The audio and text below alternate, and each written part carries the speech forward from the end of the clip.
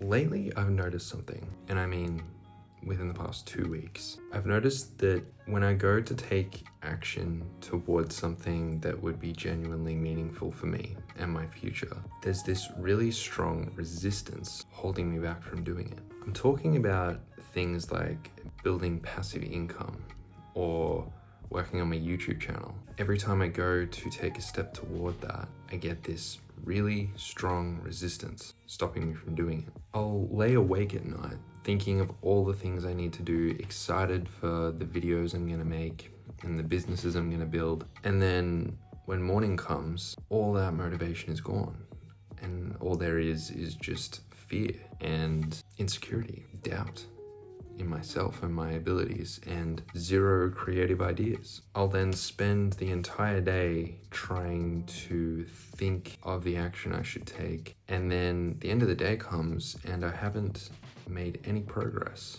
And everyone has bad days, but I'm saying this has been happening for years, and sometimes I wonder, why can't I just do what I should do?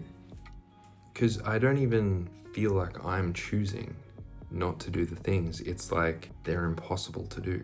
Like it's impossible to make progress in those areas. It almost feels sometimes like my life is a movie script and I wasn't written as the successful character. Like it's just not in the cards for me. And you might think, well, you're just being lazy. And yeah, I probably am. But I think there's more to it than that. The thing is, if you've experienced this, it feels like there's a force field stopping you from getting where you want to go in life, and you have no choice in it. And I know that might sound crazy, but that's really how it feels sometimes. Like, I wanted to be a YouTuber when I was 22. I'm now 30 years old. 8 years of wanting to do something and not taking action in it. And it wasn't that I didn't try, like I did try stuff, because it's not that I don't care about these things. I really do.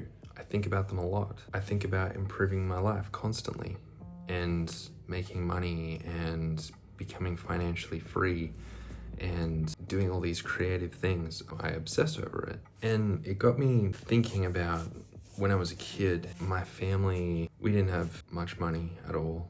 Things didn't work out. And my family would always joke that we were cursed. Something would go wrong and they would say, well, there's the family curse again. And they were joking, but I do wonder what it actually is, because I see people who are living that main character energy.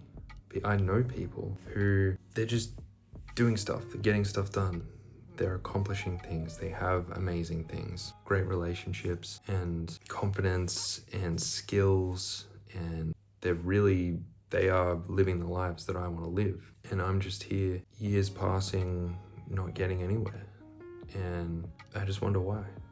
What's the difference? Because some of these people, they don't seem that driven. They don't seem to care that much about improving their life. They just seem to, things come their way and they go, yeah, I'll take that, and it works out. So I've been thinking about this resistance thing that I'm feeling, and I thought other people must experience this, like this phenomenon. And I know some people are gonna watch this and just go, well, you're just lazy. Yeah, okay, I am being lazy, of course, but this isn't just, I don't just sit around watching TV on the couch all day.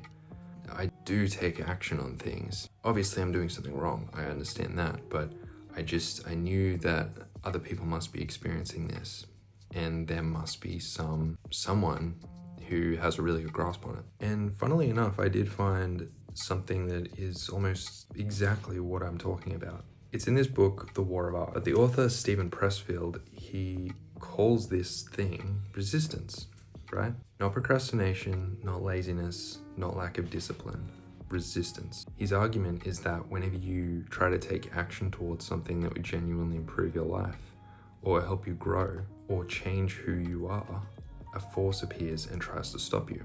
This is exactly what I'm talking about. Examples he gives are starting a business, writing a book, exercising, changing careers. These are the things I'm trying to do in my life, right? Now, he makes an interesting point that if you were to commit to an action that is very easy and isn't going to improve your life drastically. Like, all right, I'm gonna play video games for 3 hours. You're not gonna feel that resistance come. But if you said, okay, I'm gonna get up at 6 a.m. and I'm gonna spend 2 hours brainstorming ideas for my next video, and I'm gonna film it and I'm gonna upload it tomorrow, that resistance comes in. He says the more important the thing is to you, the more you will resist it. There are, of course, explanations for this in modern psychology. The fact that when you go to take an action that's very meaningful to you, it carries high stakes emotionally. It means uncertainty and fear and getting out of your comfort zone. And that really makes sense. And I knew it had to be something rational. I knew there wasn't some invisible force stopping me. But I needed to know.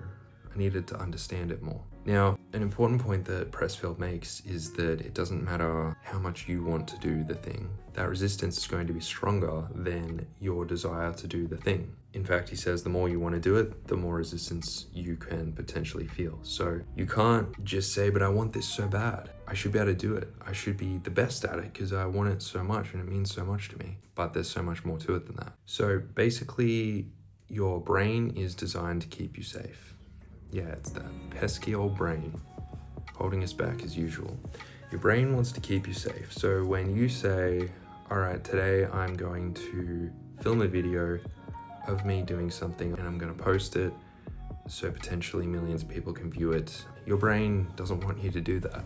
Your brain wants to keep you safe. It doesn't want you to do things that create uncertainty or risk. The problem is your brain treats social rejection, failure, embarrassment as threats to your existence, and it wants to protect you from that. So when you sit down to do something meaningful, you're not just overcoming the hurdle of doing that task, which requires brain power and concentration and energy and focus. You're fighting fear, self-doubt, perfectionism, uncertainty, fears that you've had since you were a child. That's why this resistance feels irrational. That's why it feels like you're not in control, because your instinctive mind is taking over. So what's interesting about this is that neither Pressfield nor modern psychology say that the objective is to overcome this resistance or get to a point where it isn't there anymore. The mistake most people make, including me, is believing that soon I won't feel this way. Soon I'll feel confident and ready and prepared for these things. But for most meaningful things, that moment never arrives. That's the problem. Like for me, I've waited 8 years for the moment to arrive while I feel ready to build my YouTube channel. And I guess what? I still don't feel ready. The people who succeed in life aren't necessarily people who don't feel this resistance.